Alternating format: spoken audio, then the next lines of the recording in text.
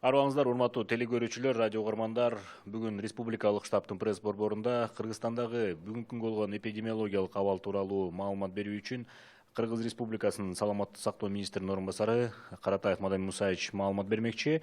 Бүгүнкү брифингди Түз Оодон, ЛТР, КТРК Алато 24, 5 канал, Пирамида телеканалдарынан, облустук медиа борборлордон, ЛФМ, 1 радио, Кыргыз радиосу, Мен Кыял ФМ, Марал ФМ радиолорунан, ЛТРнын YouTube каналынан, Facebooктан Кыргыз өкмөтү, социальное правительство, 1 радионун баракчаларынан көрүп уга аласыздар. Доброе утро, уважаемые телезрители, радиослушатели. Мы начинаем брифинг в пресс-центре Республиканского штаба. Сегодняшняя эпидемиологическая ситуация в Кыргызстане. Расскажет об этом заместитель министра здравоохранения Кыргызской Республики Каратаев Мадамин Мусаевич. Прямой эфир вы можете посмотреть и услышать на телеканалах ЛТР, КТРК, Алато 24, Пирамида, 5 канал, областные медиацентры, на радиостанциях ЛФМ, 1 радио, Кыргыз радиосу, Мен Кыял ФМ, Марал ФМ, на YouTube-канале ГТРК ЛТР, в Фейсбуке, на страницах Кыргыз өкмөтү, социальное правительство и 1 радио. Мадамин Мусаевич, сөз сизде. Саламатсыздарбы, урматтуу телекөрүүчүлөр. 12 апрелге саат 8-ге республика боюнча 38 жаңы учур катталды. Анын 5-и Бишкекте, Чүй областында 3-ө, Нарын областында 13, Ысык Көл областында 2, Ош областында 3, Ош шаарында 12. Мен басып белгилеп кетмекчимин, бул жерде катталгандардын негизи бул обсервацияда жаткандар, ошондуктан эч кандай коопсуздукка, мындай тынчсызданууга эч кандай мындай өтө негиз жок. Бирок биз бүгүнкү күндө карантиндин жоболорун сактоого барыбыз милдеттүүбүз. Кыргызстан боюнча бүгүнкү күндө 377 учур катталды. Анын ичинен Жалал Абад областы 89, Ош областы 119, Ош шаары 54, Чүй областы 21, Бишкек шаары 59, Баткен областы 4, Нарын областы 25, Ысык Көл областы 6.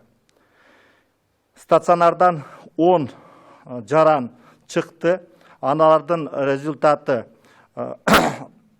таза чыкты. 5-өө Ош областынан, 5-өө Жалал Абадтан. Ал убакыт боюнча бизден 54 жаран чыкты, жакшы болуп чыкты. Анан кийин тастыкталгандардан 201-и аял киши, 176-сы эркек. Жаңы тастыкталганда алардын ичинен 25 киши аял, 13-ü эркек. Жашына карата балдар 15 жашка чейин 38-ди түздү, 16-дан 19-га чейин 12-ни, 20-дан 35-ке чейин 90, 36-дан 55-ке чейин 141 жана 56 андан улуулар 96-ны түздү. Бүгүнкү күндө стационарда 318 жаран жатат. Анын ичинен 11-и оор абалда, 6-сы реанимацияда. Анализге түшкөндөрдүн саны 24885. Бүгүнкү күндө 24356 анализ жасалды. Мен айта турган нерсе, мына мурда жетишпей калып, жүйөлүү себептер менен реагенттер жетишпей калып, өз убагында жасай албадык эле. Кечеги күнгө бардык мурда алынган анализдер бардыгы такталып чыкты. Bir күндө 1674 анализ жасалды. Катнашкандар боюнча бүгүнкү күндө 6537 адам, анын ичинен биринчи категорияда 1178 адам, экинчи категорияда 5359 адам. Кыргызстан боюнча обсервацияда 1025 адам жатат. Доброе утро, уважаемые телезрители. На 12 апреля зарегистрировано 38 новых случаев, подтвержденных COVID-19. В городе Бишкек 5, Чуйской области 3, Нарынской области 13, Исыкульской области 2, Ошской области 3, город Ош 12. Я хотел бы сказать, что подтвержденные случаи в основном это те люди, которые находятся в обсервации, которые мы взяли анализ. В Кыргызстане всего подтвержденных случаев зарегистрировано 377. Из них в Джалабадской области 89, Ошской 119, город Ош 54, Чуйской области 21, город Бишкек 59, Баткенской области 4, Нарынской области 25, Иссык-Кульской области 6. За сутки из стационара выписано 10 пациентов. При выписке их результаты анализов отрицательные. 5 из Ошской области, 5 из города Джалалабад. Всего за все время выписано с выздоровлением по стране 54 пациента. Из зарегистрированных положительных случаев 201 женщина, 176 мужчин. Среди новых случаев 25 женщин, 13 мужчин. По возрасту дети в возрасте до 15 лет составляет 38 случаев. От 16 до 19 – 12 случаев. От 20 до 35 лет – 90. От 36 до 55 лет – 141. 56 лет и старше – 96. Сегодняшний день в стационаре лежат 318 пациентов. Из них 11 тяжелое состояние, 6 человек в сегодняшний день лежит в реанимации. Всего поступило образцов на исследование 24 885. Количество проведенных исследований 24 356. Проведено исследование за сутки 1674. Я хотел бы отметить, вы знаете, по объективным причинам, когда нехватка реагентов была, первое время мы не могли полностью провести анализ полученных. Вчера мы закончили, на сегодняшний день нету замороженных образцов для проведения анализа. Количество контактных лиц лабораторно подтвержденными больными составило 6537. Из них близкие контакты, то есть первой категории, 1178. Другие контакты, вторая категория, 5358. На обсервации в республике находится сегодняшний день 1025 человек. Мынадай мисалы чоң рахмат, анда коомчулукта келип жаткан, көтөрүлүп жаткан суроолорго да өтсөк. Көпчүлүк ушул карантиндик санитардык посттордо турган кызматкерлерден канчалык тез арада сиздер эме алып турасыңар, тест? Бұл жерде бұл негізінен эпид көзөмөлгө карата. Эгерде алмашатырган болсо, ошол жерде санитардык карантин пунктта мына схема боюнча же график боюнча алмашатырган болсо, биз анализ алып туруп, анан кийин аныкталгандан кийин, анализи терс чыккандан кийин, анан кийин кое берип атабыз. Бул жерде негизинен бул 3 күндө, 2 күндө деген нерсе жок. Эпид показания боюнча, эпид көрсөткүч боюнча анализдер алынат. Все чаще появляется информация о том, что аппараты искусственной вентиляции легких опасны. Известно ли вам, какие риски несут аппараты ВЛ? Возможно, следует прислушаться к опасениям коллег, которые столкнулись с этой проблемой. Вы знаете, вы правильно поднимаете вопрос. Это аппараты искусственной вентиляции легких. Если вентиляционная система помещения не соответствует, значит, лучше не ставить. Мы сегодняшний день проверяем, насколько вентиляционная система в помещениях, это значит палаты интенсивной терапии, в реанимационных отделениях, изоляторах. Если они действительно соответствуют, мы ставим это аппараты искусственной вентиляции легких. Если не соответствует, мы, значит, не ставим. Да, есть определенные риски, но они минимальны. Мы хотим полностью минимизировать риски, чтобы не было опасность для больного, для пациента, когда мы подключаем аппарат искусственной вентиляции легких. Эгерде саламаттык сактоо министрлигинин кызматкерлеринин арасынан кандайдыр бир жанагындай анализ чыкса положительный, ошондо бүт Минздравдын кызматкерлери жумуштан обсервацияга жаткырылабы дейт? Ооба, эгерде борбордук аппаратта бар бир коллективде бирөө чыга турган болсо, башка бир коллективде, жалаң эле борбордук аппаратта эмес, бул биз бардыгын обсервацияга жаткырабыз. И можно ли провести инвентаризацию средств индивидуальной защиты СИЗ во всех медицинских учреждениях, чтобы бесперебойно снабжать ими медработников? Это у нас проводится сегодняшний день средства индивидуальной защиты. Вы знаете, что гуманитарная помощь, необходимая потребность в сегодняшний день определена. В зависимости, мы каждый день берем, значит, информацию, каждый день в зависимости от того, действительно мы обновляем или, значит, меняем. Это мониторинг инвентаризации, мониторинг использования средств индивидуальной защиты проводится. Как происходит утилизация СИЗ? Проводится ли инструктаж для медицинских работников, чтобы избежать фактов заражения медицинского персонала? Здесь есть значит, приказ Министерства здравоохранения от 2012 года номер 76 и постановление правительства от 12 января 2012 года. Здесь происходит то, что я говорил, значит, в первую очередь пиролиз. То есть мы это, значит, должны, это отдельно, значит, ну, как это растворяется, вот это средство индивидуальной защиты. После этого, значит, проводится утилизация. Но это такой метод есть, пиролиз. Это по методу пиролиза, значит, происходит утилизация. Эгерде уруксат болсо, ушул коронавирус илдетине чалдыккан жарандар кандай алгоритм менен дарыланышат? Ошол келген күндөн баштап, обсервацияга жаткандан баштап чыкканга чейинки аралыкта кандай алгоритм менен дарыланат? Бул жерде мына менин колумда Саламаттык сактоо министрлигинин буйругу бар, 5 апрель 2020 жыл номер 219. Бул жерде бул буйрукка карата клиникалык колдонмо бекитилген. Бул жерде диагностика боюнча, дарылануу боюнча бардыгы жазылган. Ушул таратылган, ушул клиникалык колдонмо боюнча бул бардыгы жасалат.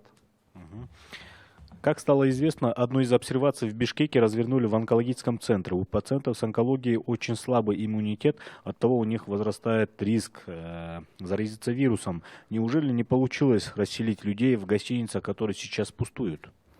Это очень важный вопрос. Мы это учитывали. Сегодняшний день 11 коек, значит, рассчитано Национальным центром онкологии и гематологии, но там отдельный бокс, там никого не пускает, но сегодняшний день, к счастью, никого нету. По этому профилю мы в первую очередь в зависимости от профиля специфики, поэтому пришлось, значит, там тоже организовать обсерваторию. Азыркы учурда ушул Кыргызстанда, өзгөчө ушу Бишкек шаарында да башка аймактарда коронавирус илдетине чалдыккандардын анализи бул обсервацияда жаткандардан чыгып атабы же болбосо сырттан келгендерби? Ошону так түшүндүрүп берип койсоңуз. Мен айтып кеттим жана, негизинен сырттан келген эмес, обсервацияда жаткандардан чыгып атат. Бул жерде эч кандай мындай өтө кооптонууга негиз жок. Обсервациядан чыккандардан бүгүнкү күндө ушундай анализдер чыгып атат.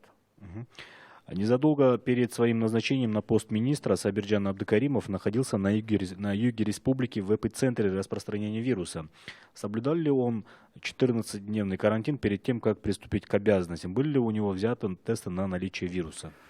Ну, действительно, Сабиржан Тохтосович находился в Джалабадской области, он был ответственным координатором. Здесь он 2 раза сдавал анализ в Джалабаде, там были отрицательно. Приехал в Бишкек, тоже сдал анализы, тоже были отрицательно. В связи с обстановкой, в связи с ситуацией, вы знаете, тут не было возможности ему 14 дней находиться в карантине. Он приступил к своим обязанностям. Недавно мы все тоже сдавали, слава богу, наши результаты отрицательные.